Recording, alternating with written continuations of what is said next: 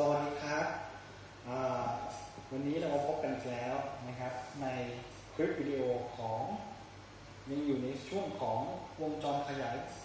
แบบกับเฟสนะครับหรือวงจร inverting amplifier นะครับในส่วนของ op amp นะครับอันนี้นะครับเรามาดูก่อนว่า schematic ของวงจรเป็นยังไงนะครับสังเกตง่ายๆครับ inverting amplifier สัญญาณ input เข้าฝั่งลบครับฝั่งที่เป็น inverting terminal ของ op amp นะครับ input จะวิ่งผ่าน R1 เชื่อมต่อไปยังขา inverting ของ op amp แล้วก็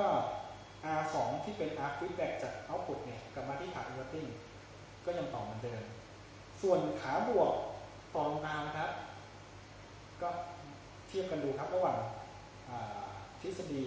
กับปฏิบัติที่สาธิตนะครับเริ่มจากขาบวกครับ non inverting ของ terminal นะครับต่อเข้า ground เลยนะครับส่วน R2 feedback ต่อเหมือนเดิมครับ feedback 10K ผมเลือกใช้ 10K ก่อนนะครับส่วน R1 ตรงนี้ต่อเข้ากับสัญญาณ input นะครับ R1 ใช้ 1K นะครับต่อเข้ากับสัญญาณโดยอัตราขยายนะครับของวงจร inverting จะเท่ากับลบ R2 ส่วนด้วย R1 นะครับจำไว้แม่นๆนะครับออกข้อสอบกวทุกปีนะครับอัตราขยาย op amp เนี่ยนะครับจะไม่เหมือนนะครับจะไม่เหมือนอัตราขยายของวงจร non inverting amplifier นะครับจะเห็นว่ามีเครื่องหมายลบด้วยนะครับแล้วก็เลข1ข้างหน้าไม่มีแล้วนะครับอัตราขยายของวงจร inverting amplifier จะเท่ากับลบ R2 ส่วนด้วย R1 เครื่องหมายลบนี้แทนนะครับคุณสมบัติการกลับเฟสของวงจรขยาย inverting amplifier ตัวนี้นะครับการกลับเฟสเป็นยังไงนะครับมาดูเลยนะครับตัวอย่างนะครับผมป้อนสัญญาณไซน์ input ที่เป็นสีเหลืองเข้าไปในวงจร op amp inverting amplifier ตัวนี้นะครับสัญญาณ output ก็คือสีฟ้าตัวนี้นะครับจะเห็นว่ามันจะกลับเฟสกันนะครับในกรณีที่ input มันพีคฝั่งบวกแต่ output ก็จะเป็นพีคฝั่งลบนะครับกลับด้านกันนะครับอย่างเห็นได้ชัดเลยนะครับกลับด้านกันอย่างเห็นได้ชัดนะครับ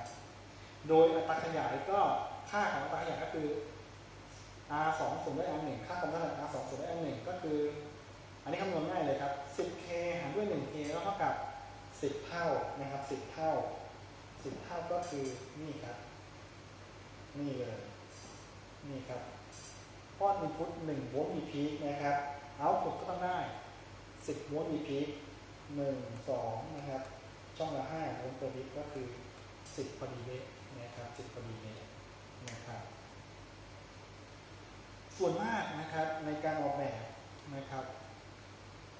ทางการประมวลผลทางเครื่องขยายเสียงเนี่ยจะนิยมใช้วงจรที่เป็น inverting amplifier เนื่องจากนะครับการรบกวนของสัญญาณรบกวนนะครับของ R feedback ตรงนี้นะครับจะมากวนที่ของ op amp เนี่ยจะน้อยกว่าที่เป็นวงจรที่เป็นขยาย non inverting amplifier นะครับแล้วก็ถ้าผมเปลี่ยนค่าความต้านทานล่ะของ R1 ผมเปลี่ยนเพิ่มขึ้นตัวหารเพิ่มขึ้นเป็น10 เท่า R1 10K R2 ก็ 10K R2 ส่วนเท่ากันเลยนะครับผมปรับลงตัวนี้ให้มันดูง่ายนิดนึงนะครับง่ายนิดนึง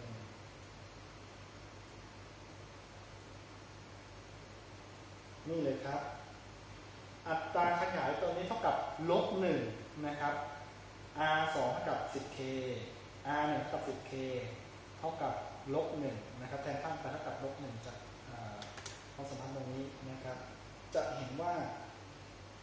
input ที่เป็นสีเหลืองนะครับเทียบกับ output ที่เป็นสีฟ้าหรือสีเงินตรงนี้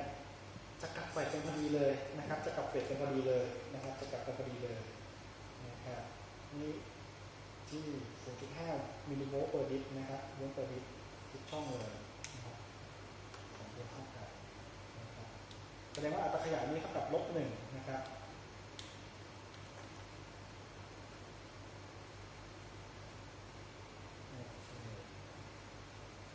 สมมติถ้า R1 มีค่ามากกว่า R2 นะครับจะเป็นยังไงก็แสดงว่า ส่วนมันจะ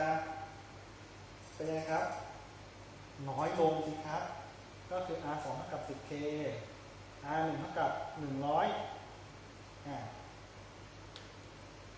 100 โอห์มนะครับไม่มีนะครับโทษทีครับอันนี้ก็จะกลายเป็น 10K ส่วนด้วย100 โอห์มก็จะโอเวอร์พีคเรื่อยๆสินี่ไงกลายเป็นแบบเมื่อกี้นะครับเป็น saturation นะครับแต่ saturation แบบกัดเฟสนะครับจะกัดเฟสนะครับเนื่องจากอัตราขยายตอนนี้ 10K หารด้วย100นะครับ100ก็กลายเป็นอัตราขยายเท่ากับ100 เท่าครับลบ100 เท่าซึ่งอย่างที่เคยกล่าวไว้แล้วก็คือมันเกินกว่า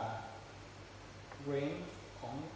ไฟเลี้ยงที่อัตราขยายตัวนี้จะทำได้นะครับมันเกิดการ saturation ของสัญญาณ output ขึ้นนะครับ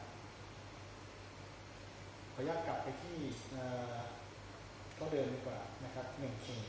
นะครับอันนี้ 1K ครับจะเห็นว่าช่องแรกมาเป็นตัวบิตหารเท่ากันแล้วนะครับนี่คือการทำงานและการสาธิตการทำงานของวงจรขยายแบบกับเฟสนะครับหรือว่า inverting amplifier นะครับประมาณนี้ครับถ้าถามว่าอาจารย์ครับถ้าผมเปลี่ยนสัญญาณ input ให้เป็นสัญญาณแบบ triangle ได้ไหมได้ครับลองดูนี่ครับสัญญาณ input ก็เปลี่ยนเป็นสัญญาณ triangle หรือสัญญาณสามเหลี่ยมนะครับ output ก็จะได้อย่างที่เราต้องการในกรณีที่อัตราขยายไม่สูงมากเกินไปจนทำให้output มันเกิดการ saturation ขึ้นนะครับเป็นสแควร์ได้ไหมนี่ครับเป็นสแควร์ก็ได้นะครับเป็นสแควร์ก็ได้